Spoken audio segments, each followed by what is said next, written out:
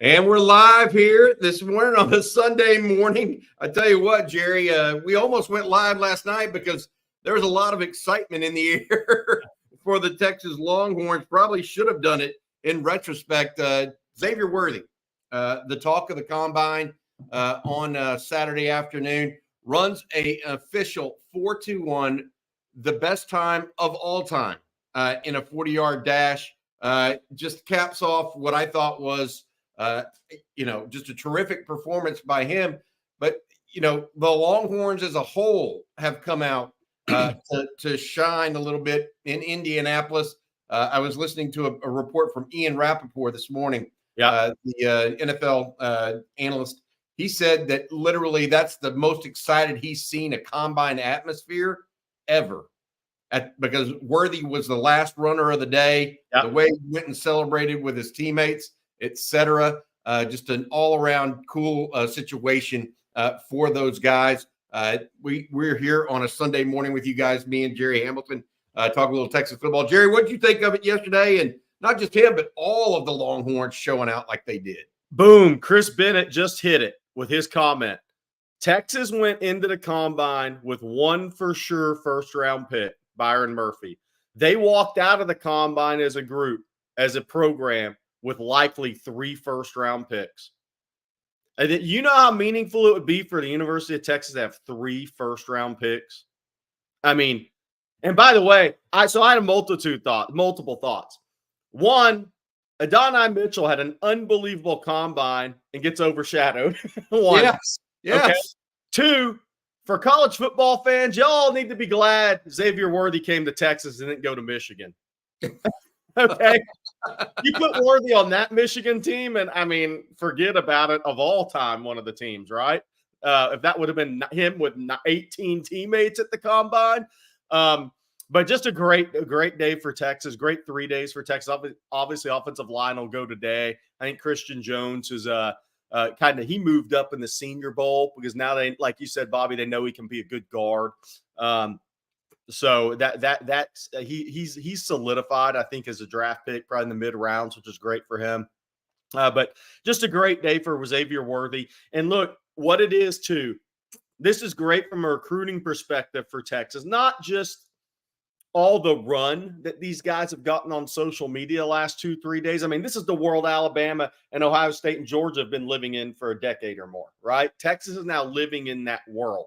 College football, the conference championship, college football playoff, and guys tearing it up at the combine. So your University of Texas football talk carries right into spring football, right where you want it to be. It doesn't slow down.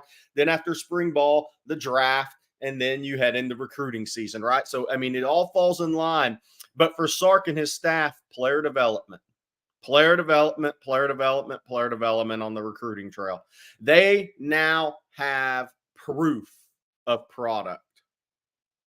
And that is across multiple layers, Jerry. Yep. It's not just any one. It's development. It's now NFL. It's winning on the field across multiple positions too. Because you just talked about defensive tackle and the 2 wide receivers being first rounders, right? Well, then you have a Tavondre Sweat who, you can say what you want, but 5'2" for a guy 366 pounds is freaking moving. Yes. Okay. JT Sanders, not one of the faster tight ends in the draft, ran a 4.69 just a day after the same day his agent told us he would probably run a 4.7 flat. He runs a 4.69. I think the agent had that one tagged. Yeah, no, it's a good number for being that big. And you look at Ryan Watts.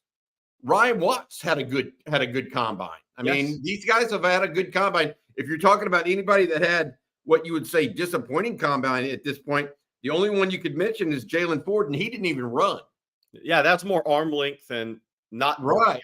He didn't run, so you can't really say that. Keelan Robinson ran a 4.42. Very good. That's very, very good. It's not as fast as maybe he wanted, but still extremely, extremely strong. Hey, we're gonna take y'all's questions and comments today in this chat. We're gonna only be around for about 30 minutes.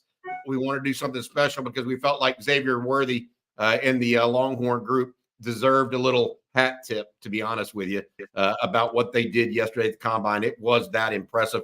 Juan, Texas lost Bobby Merritt to Rice. Do you think Texas will create a scouting department and have a director of scouting, an assistant director of scouting defense, and an assistant scouting director of offense? Your thoughts? Yeah, I broke the news earlier this morning that Merritt had taken GM job at Rice. Bobby was a off-field assistant for Texas. He basically scouted opponents, and he also looked into the portal recruiting.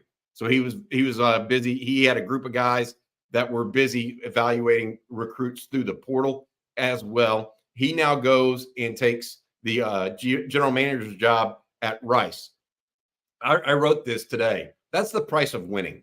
Yep. I mean, when Billy Glasscock goes from director of player personnel to GM at Ole Miss, when your assistant director of player personnel goes to become the GM at Rice, that's just Jeff Choate goes from being a linebackers coach to the head coach at Nevada.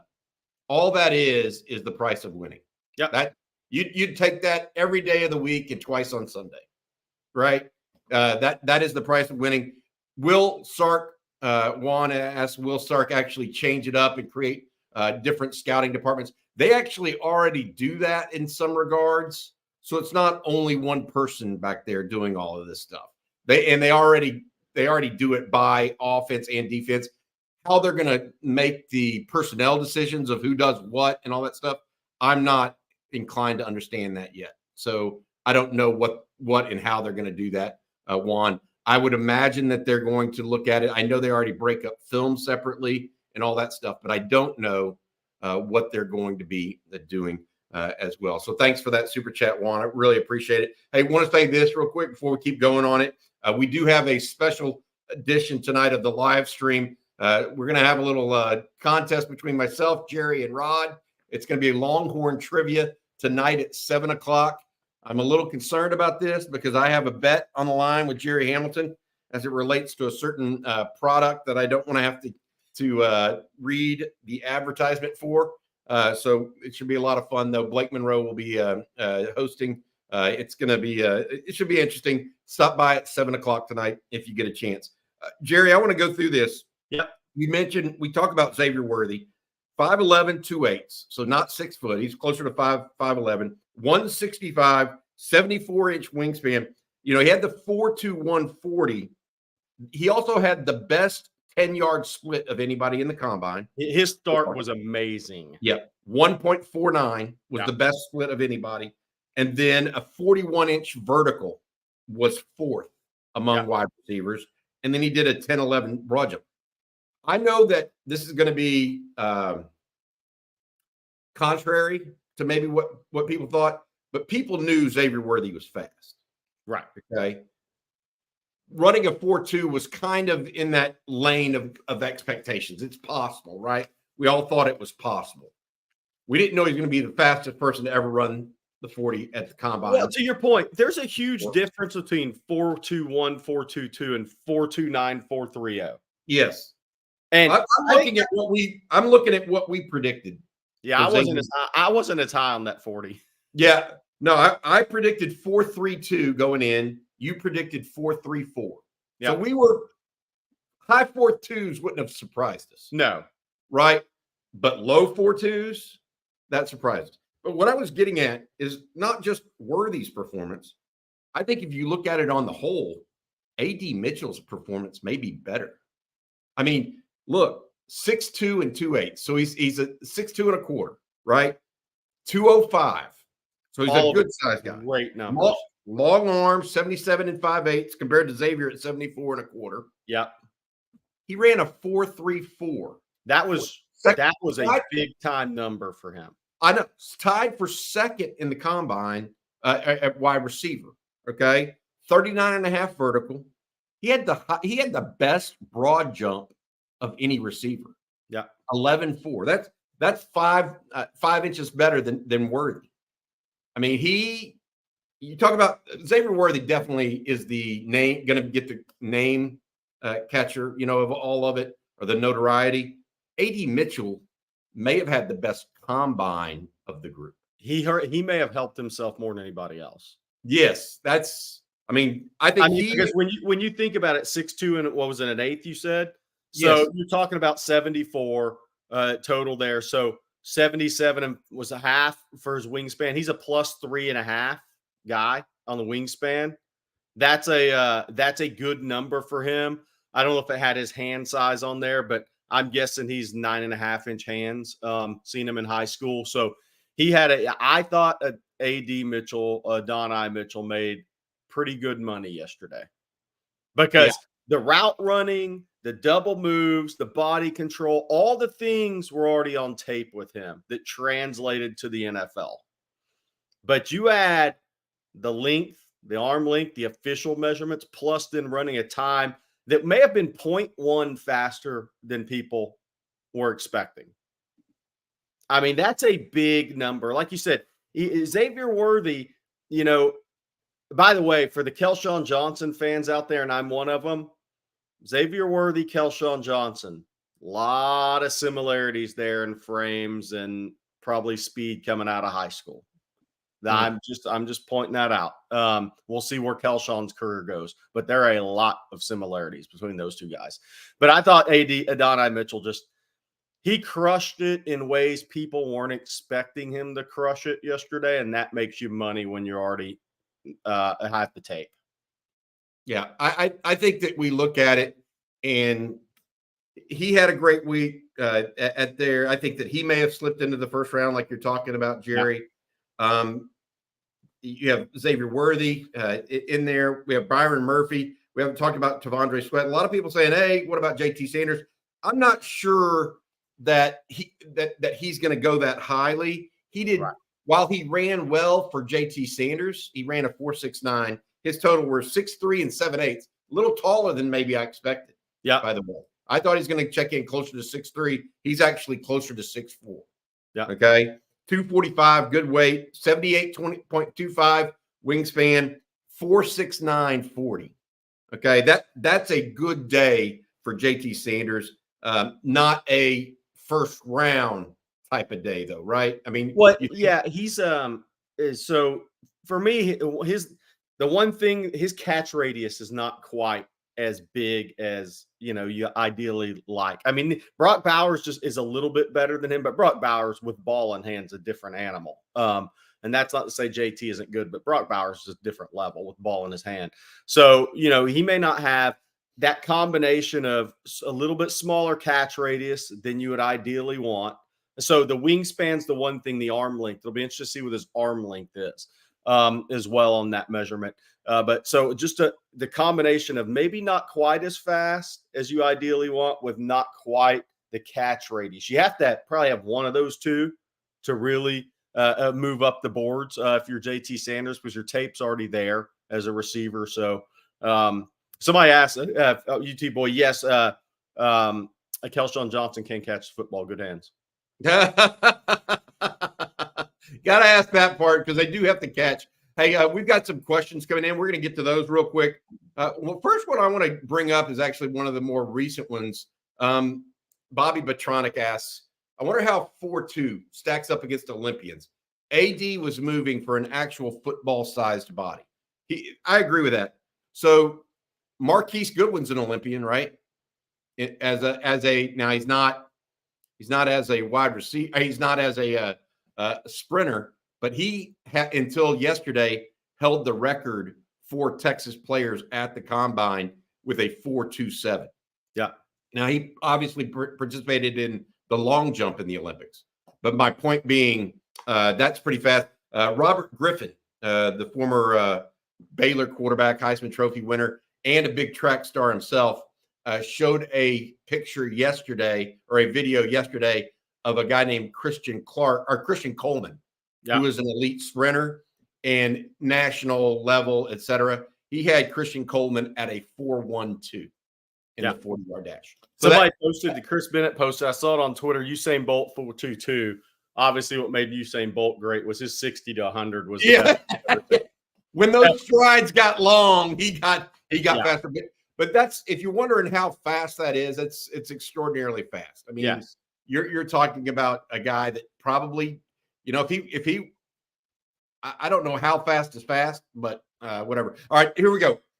Captain Americana, biggest winner from the combine. Whose stock rose the most based on their performance? I'm going to go with a different one. I'm going to say the University of Texas. Great answer. Not necessarily any one player, because if you look at it in totality, they all performed well. I mean, look, they sent 11. Two aren't working out typically. Jalen Ford and Jordan Whittington not working out. But all the rest of them as good or better than expected. Yep. That is a performance that will get these guys drafted and help the University of Texas go forward. Did you have an individual that helped themselves the most, Jerry, or did you I was going to say I agree with the University of Texas. That's what I was hitting on earlier. I mean, Texas impressions on Twitter yesterday from all the stuff were, I mean, just off the charts. 1.2 million impressions from Xavier Worthy's record-winning run put out by Texas football Twitter. Okay, that is the University of Texas won big yesterday in recruiting.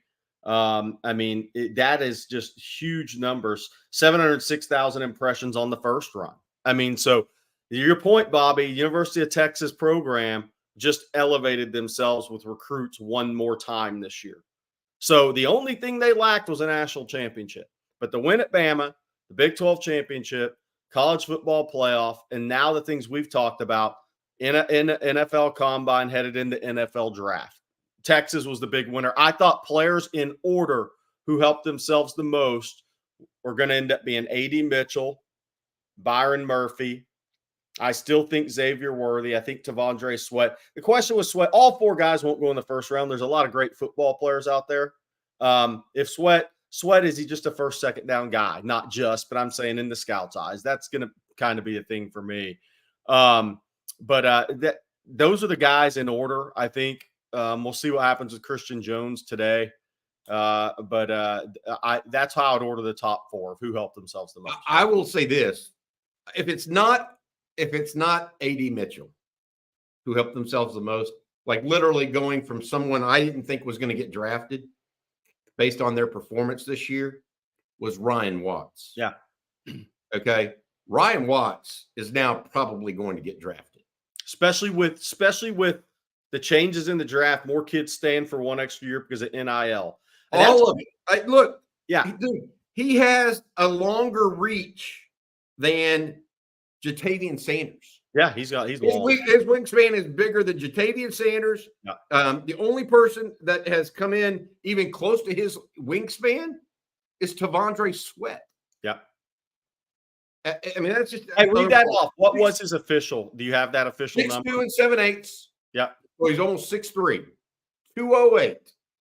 Good. So it means he's rocked up. We knew that, right? Yeah. We all knew that. 81 and 6/8. That's massive. So for people, that's a +7 on a wingspan to height ratio. At a corner. Out of corner too. Yeah, that's a massive number. That's a massive 4.5, 340, which it's not great for a corner, but it's pretty darn good. It put him like in the top 10 at safety. Well, and you know what he did? He backed it up with a 4.53. So he didn't just have one good run. He did it twice in a row, right? Right, exactly. So it wasn't, to your point, it wasn't just he popped one off. And then a 40.5 vertical. Oh, yeah. So I'm saying, yes, the top end guys, Adonai Mitchell helped themselves the most probably. Xavier Worthy helped himself a lot. But of the guys that we were concerned with, hey, are they going to slip out of the draft and end up being undrafted? I think that with Ryan Watts' performance, it's unlikely he isn't drafted. Hey, do you have, for people that didn't see it, do you have Keelan Robinson's measurables from yesterday? Yes, I do. 5'8" and 3/8. Okay. 191. Okay. So he's rocked up too for a shorter guy. 74 and 3/8 arm length. Okay. That's virtually the same as Xavier Worthy. That's a +6 though. That's a +6. He's 5'8" and 3/4. 4.42. Yep. And I think he even said himself he was concerned and not upset, but said he could have run better. 33-inch vertical, 10.5 broad jump. That's where Keelan Robinson's interesting to me, Jerry. The speed and the quickness out of the gates is very evident, but a 33 vertical and 10.5 broad jump is very average. Yeah. For a guy that is that fast. Right. So it's almost like he doesn't have some level of athleticism. He doesn't have vertical explosiveness. He has forward explosiveness, which not all guys are built the same. Yeah. Hey, Jerry, this is something that's right up your alley. And I think it's an obvious answer. And from Russell Hinkle, thanks for the question, Russell. Do 2025, 2026 recruits track these combine performances? And does it affect their recruitments? I don't think they can help but watch some of it. If you're talking about 1.2 million people or whatever that care about football. I mean, if you were anywhere around a TV yesterday, you heard about the University of Texas and football. Yeah. I mean, look, kids probably caught it on social media. Some kids are at track meets on Saturday, right? They had their own high school stuff going on. But yeah, track it. I don't know about it. Yes. Talk about it in their football recruiting circles. Yes. I guarantee you there was group chats within 25 and 26 recruits yesterday that were talking about that shared that.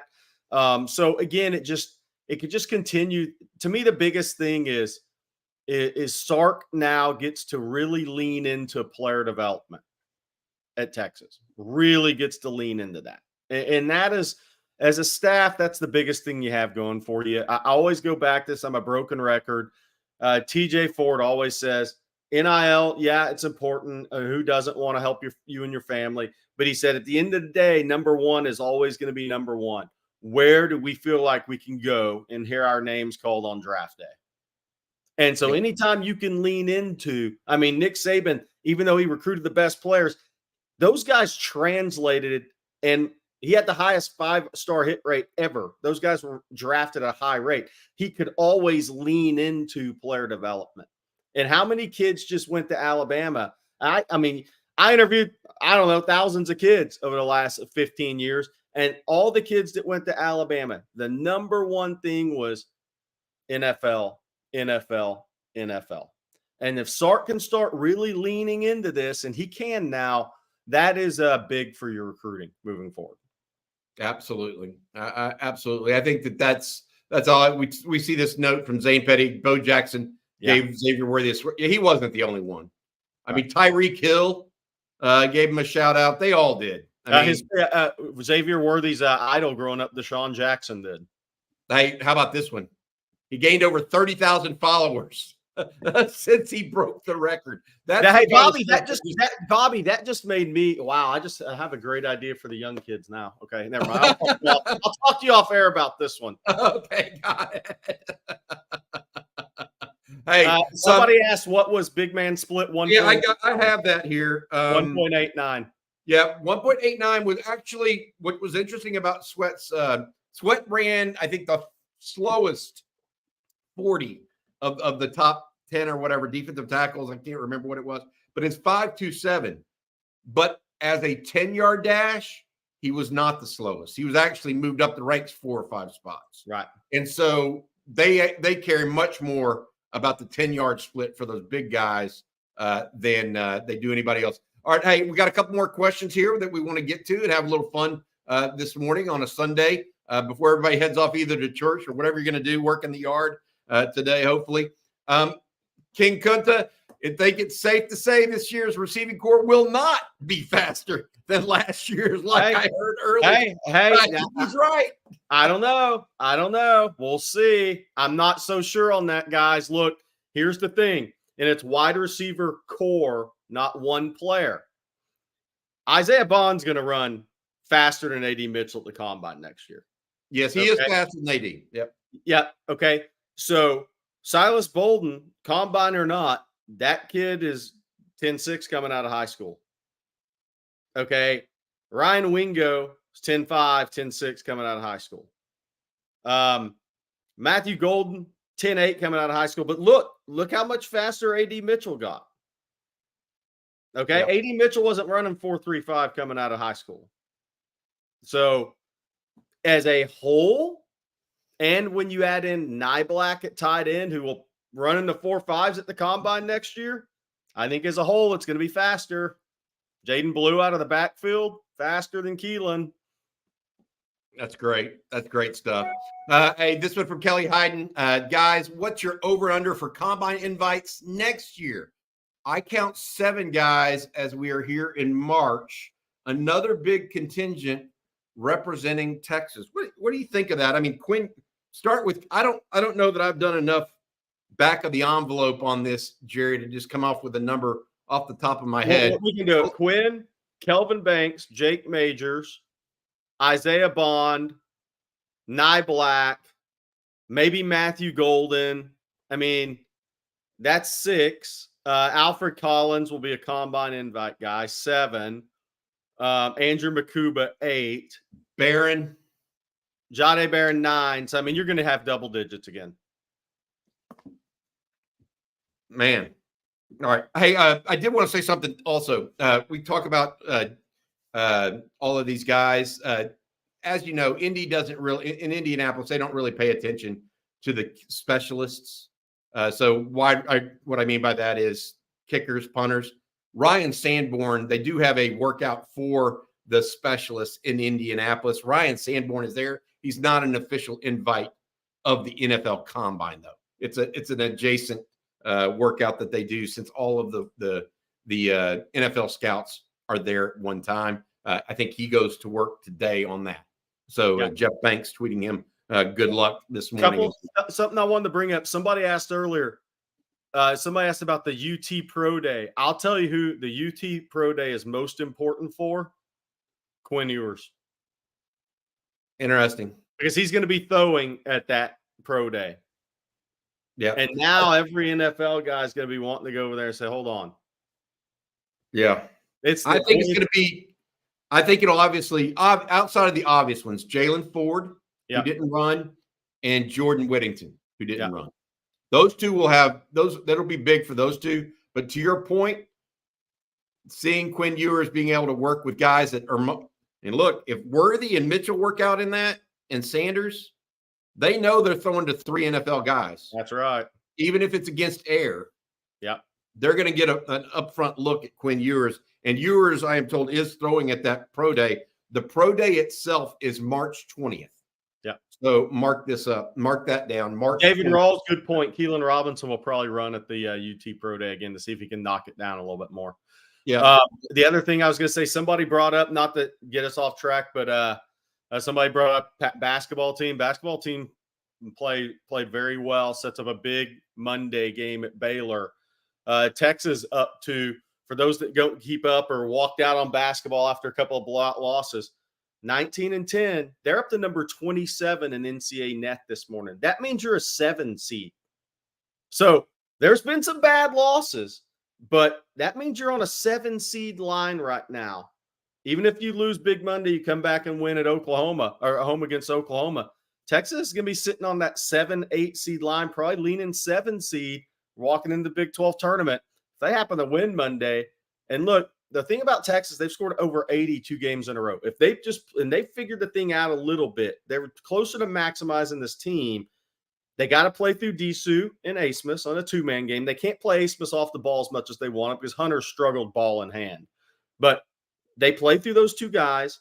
But Kendall Weaver, he's different than Jabari Rice, different player, but man, he brings a lot. I said it when he was recruited. I said it coming out of high school. He is Roshan and Jabari Rice now. That is what this kid is. He's going to play pro ball on some level because he's not going to have it any other way. And he'll make shots down the line in his career from 3, but he is the difference for this team right now. He's a winner. Gotcha. If you are just now tuning in, we've had a couple other people join us since we started. We're doing a Longhorn live stream special edition Sunday morning because of what went on in Indianapolis yesterday at the NFL Draft Combine. I tell you what, special day for Xavier Worthy, all-time fastest recorded 40-yard dash in NFL Combine history. And that's just a remarkable achievement for a guy that came to Texas. He wasn't unheralded. He was the best recruit, the highest ranked recruit Texas got that year under Steve Sarkisian. But the point being, he is the first person that truly was a Steve Sarkisian recruit, right, Jerry? Right. First person, because everybody else kind of came to Texas after the fact. They were already signed because of the letting go of Tom Herman and hiring of Steve Sarkisian that year. But Xavier Worthy, the very first one to go out and do this, ultra impressive. Also, it's interesting. The second fastest guy now in the NFL Combine history also played or was recruited by Steve Sarkisian, John Ross, out of the University of Washington. Here's the crazy thing about Xavier Worthy. So he ran 10.55 as a junior in track, I believe. But remember, he was part of that group that had their senior year taken away with COVID. Okay. I think he ran 10.55 as a sophomore because the junior track was taken away. That's what it was. You're right. So he was part of that COVID class of kids. So you never really knew how fast he was. No junior year in track, no senior year in football. I mean, so he obviously really good player because he came down to Michigan and Alabama when he committed to Michigan, right, initially. But he was one of those guys in that class that you kind of said, okay, we know he's fast, but you didn't get to see it in person late in his high school career. And that also slowed his development. Yeah, I totally get it. Hey, we had another question here, comment that I thought was really good. We talked about big winners from yesterday. You know who we didn't talk about? Is this guy. Yeah. Nathan says Torrey Becton had the highest stock up. I kind of agree with him. Now, I'll say this. These guys go off for these 2 months. That's right. And work on their own with different category or with different trainers. They could be up in Dallas or in Phoenix or wherever working with their guys. But I think, and Jerry, correct me if I'm wrong, but I firmly believe that Becton did a good job those other 10 months of not getting these guys too muscle bound. Right. I mean, how many times have we seen guys get maybe too muscle bound and it caused them to not be as fast as they once were? Guys like that can be hurtful. I'm thinking of a guy like Jaden Blue going forward, right? You don't want him. You need him to get a little bit stronger and a little bit bigger, but you don't want him to lose the speed in the process, right? And I've seen, and you and I both have seen in times past where guys enter college fast and end up not so fast by the end of it because they add on weight and it ends up making them less of a player. So I think Torrey Becton from that standpoint has done a particularly good job.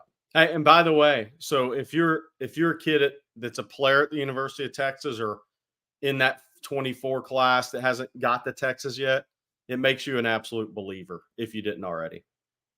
Yeah. But to Bobby's point though, is a lot. It's the crazy thing helping run Under Armour camps and combines for years. Kids really don't. You would think they do. They don't know how to run a 40 at a young age. So there's kids that would run 4.42 at the Under Armour Combine, which is a laser start, laser finish. So there are very few 4.5, sub 4.5s legitimately in high school on those clocks. Okay. But it's amazing how many kids, they didn't even know how to truly get in the correct stance and run a 40. So to Bobby's point, if Xavier Worthy's a 4.29, 4.33 guy, and he goes and just trains for that 2 months and perfects the start, everything that goes into it. I think A.D. Mitchell absolutely did that because A.D. Mitchell doesn't look 4.34 on a football field. I told you when we first saw A.D. Mitchell at spring ball, right? But you and I were at the same spring ball, Jerry, in spring practice. And he had a different gear from 15 to 30 yards than everybody else on the team. Yeah. He had some suddenness. That's what allows him to get separation. And that's where he ran fast again in the combine. He kind of accentuated that, right?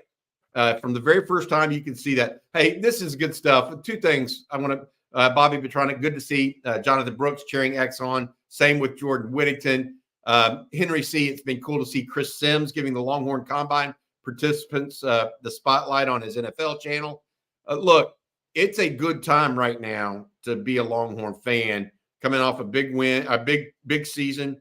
in Austin, coming off of just a program that feels like it's all going in the right direction at this point in time. All right, the best thing about Worthy, but Bobby, before we go, I want to hit on some recruiting stuff because we won't hit on that tonight. But the best thing about Xavier Worthy, that's going to be talked about for years, and that means Texas wide receiver Xavier Worthy is going to be talked about for years. That's going to live on social media for years.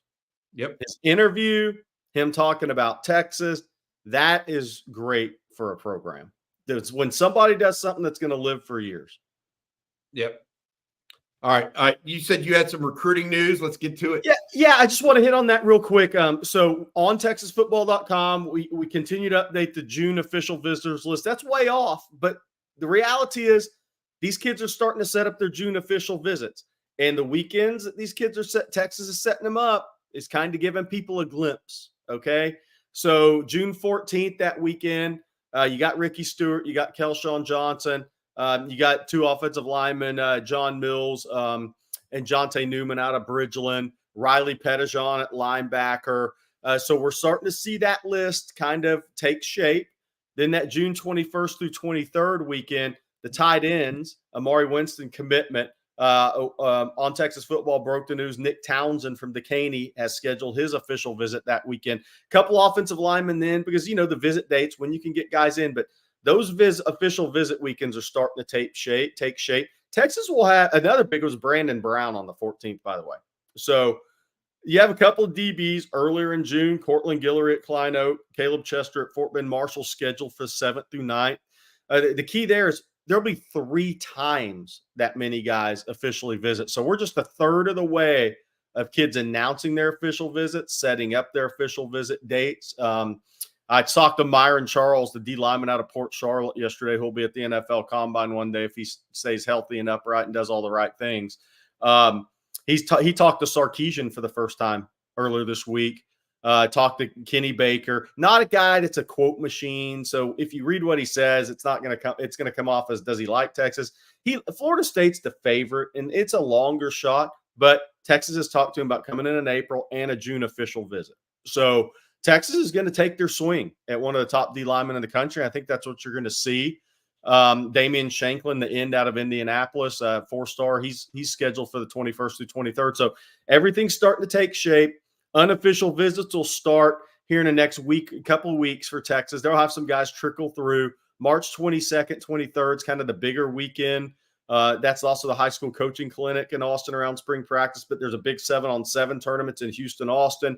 So some kids like Brandon Brown, his mother actually DM'd me and she said, I don't know if Brandon told you, but he's visiting Texas on March 22nd.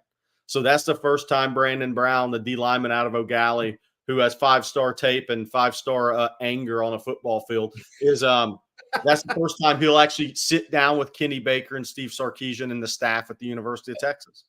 I love that term, 5-star anger. Yeah, boy. If you haven't watched Kenny Baker, Brandon Brown's huddle tape, if you have a young child, you don't want him playing football after watching that. Hey, I want to say this. Burnt Orange, Worthy jumped, the official stats are he jumped 41. He verticaled 41. Keelan Robinson is the one that jumped 33.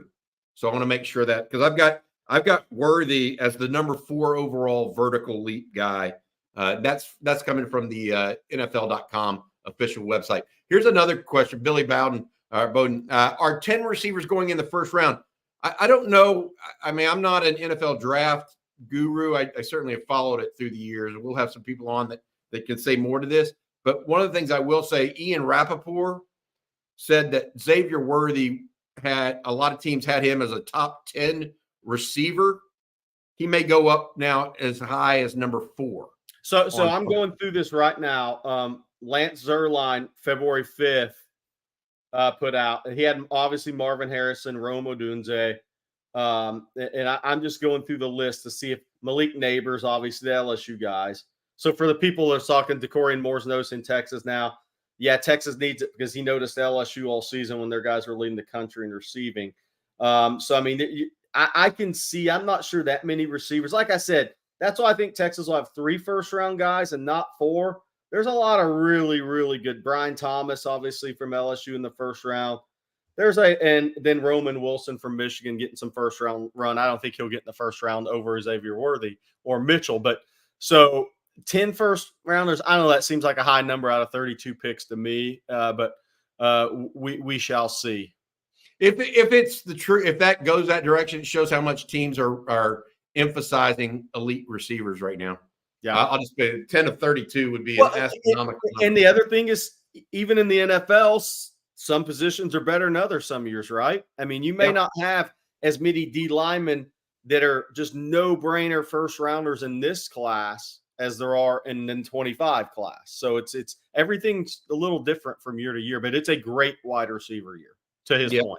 Absolutely. All right. We went a little longer than we expected this Saturday or Sunday morning. We appreciate you guys hanging out with us. We had to get on air because, frankly, we wanted to yesterday, but Jerry and I both had other engagements, and we were like texting each other, we got to do it. So we did it this morning instead. I'm glad that so many of you came and hung out with us. If you haven't get a chance, you can always watch this on Rewind if you're just now joining us as well. We also have a show tonight, 7 p.m., at here on the live stream on Texas football. It will be a trivia show of sorts. Jerry Hamilton trying to beat myself and Rod Babers. I think Rod's going to be sneaky on this one. Jerry, he's lived all of this. You got to remember that he's lived all of this. So we got radio. So here's my pick going into it. I think Blake will be a B+ as a host because I don't think he's going to dress up to be an A+. I don't think he's going to jump out there. I'm going to be an A+ in dress for this. I think I'm the 3rd seed going in. I think Bobby's 1, Rod's 2, and I'm 3. I don't know about that. You're putting too much pressure on me. All right, Jerry, thanks for joining us, buddy. Guys out there, y'all have a good Sunday today. Enjoy your family. Have a little fun. And Hook 'em. Thanks for joining us here on Texas Football.